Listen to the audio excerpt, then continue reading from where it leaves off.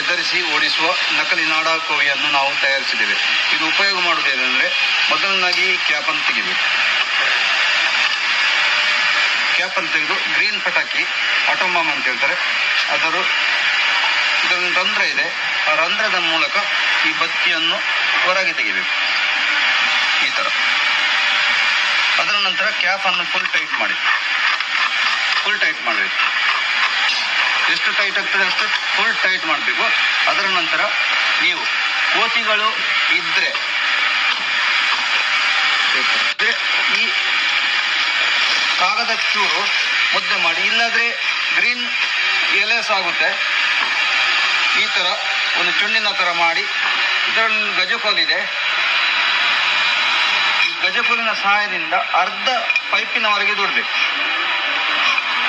ಈಗ ಪೇಪರ್ ಇಲ್ಲಿ ನಿಂತಿದೆ, ಯಾವುದೇ ಕಲ್ಲು ಇಲ್ಲಿ ಬರದಾಗೆ ಆ ಪೇಪರನ್ನು ನಾವು ಇಡಬೇಕು.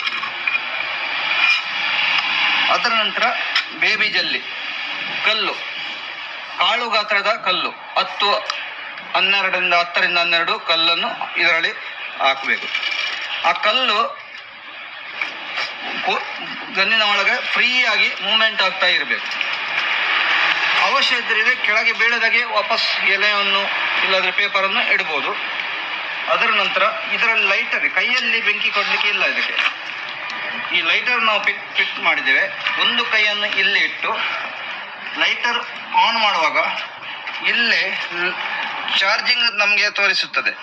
ಅದರ ನಂತರ ಈ ಬಟನ್ ಒತ್ತಿದ್ರೆ ಈ ಥರ ಎತ್ತಿ ಇಡಬೇಕು.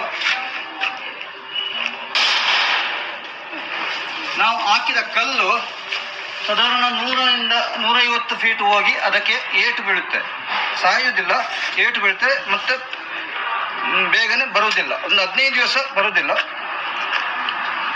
ಧನ್ಯವಾದಗಳು.